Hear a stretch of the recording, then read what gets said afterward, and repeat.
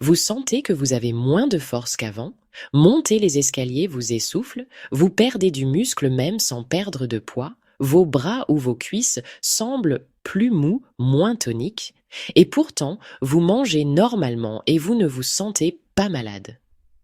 Ce que vous vivez n'est pas forcément directement lié à l'âge, mais à un phénomène silencieux, progressif et évitable.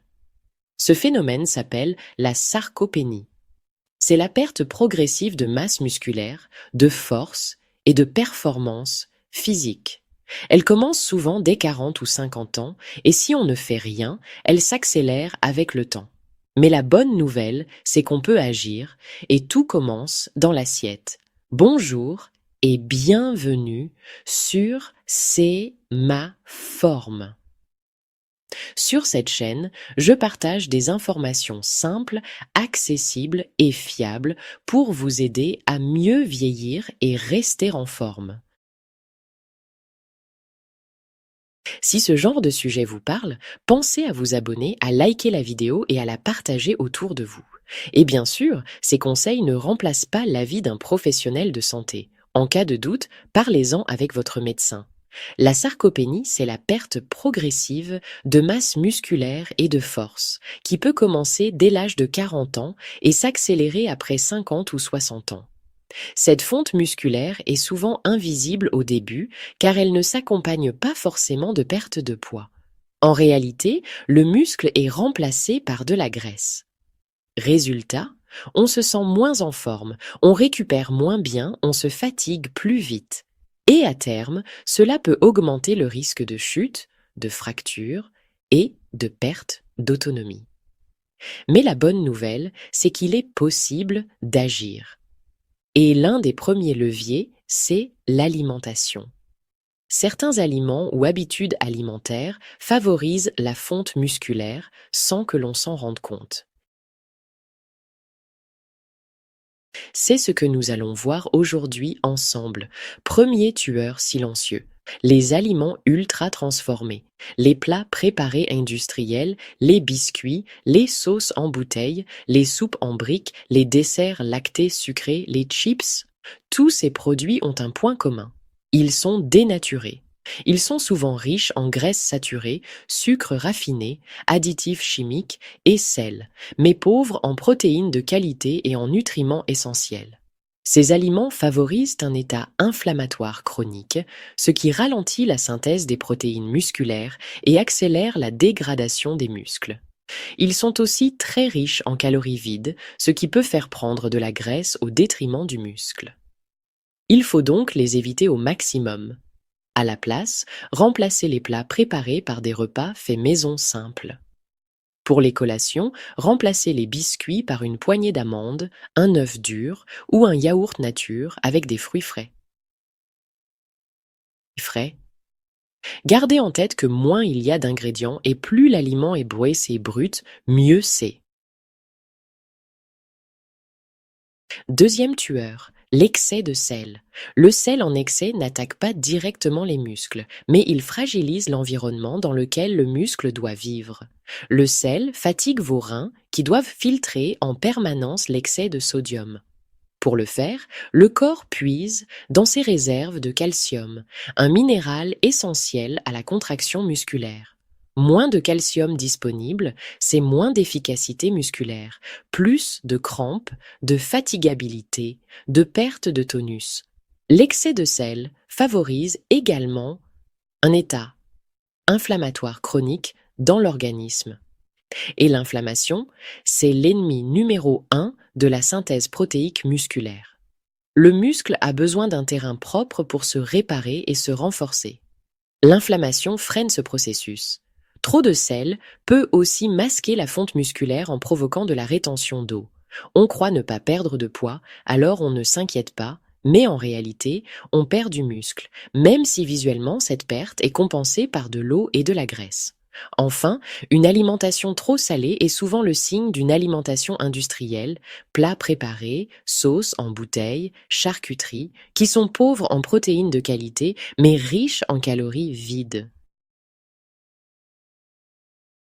Où se cache le sel? On pense souvent au sel de table, mais en réalité, 80% du sel que nous consommons provient des aliments transformés. Charcuterie, fromage affiné, pains industriels, plats préparés. Comment éviter ces pièges? Eh bien, tout d'abord, goûter avant de saler, puis utiliser des épices, des herbes fraîches, du citron ou un filet d'huile d'olive pour relever vos plats. Lisez les étiquettes. Un aliment est trop salé au-delà de 1,5 g de sel pour 100 g. Préférez les produits bruts ou faits maison, c'est toujours plus sain qu'un plat préparé. Choisissez des eaux plates faiblement minéralisées pour éviter d'ingérer du sel à travers l'eau que vous buvez. Et si vous aimez le fromage, variez avec du fromage frais, du cottage cheese ou de la ricotta, qui sont beaucoup moins salés que les fromages d'affinage. Troisième tueur, les régimes pauvres en protéines. Avec l'âge, on mange souvent moins, surtout le soir, une soupe, un yaourt, et c'est tout. Problème, ce n'est pas suffisant pour nourrir les muscles. Le corps a besoin de 25 à 30 grammes de protéines par repas pour entretenir les muscles, encore plus après 50 ans. Or, beaucoup de personnes en consomment moins de la moitié. Pour respecter vos besoins, intégrez une source de protéines à chaque repas. Œufs, poissons, viande rouge, viande blanche. Vous avez l'embarras du choix. Vous n'avez pas envie de viande? Aucun problème, pensez au tofu ou aux légumineuses. Le soir, complétez votre soupe avec un œuf poché, du pain complet et une portion de fromage blanc. C'est simple et faites-moi confiance, c'est très bon. En 4, l'alcool. L'alcool agit comme un toxique musculaire. Il bloque la synthèse des protéines dans le muscle, perturbe l'hydratation cellulaire et interfère avec les hormones qui régulent la croissance musculaire, comme la testostérone et l'hormone de croissance. Même une consommation modérée, si elle est régulière, peut affaiblir les muscles avec le temps. En pratique, limitez-vous à un verre de vin maximum par jour et pas tous les jours. Hydratez-vous davantage, surtout lorsque vous avez consommé de l'alcool. Par exemple, buvez un grand verre d'eau pour un verre d'alcool.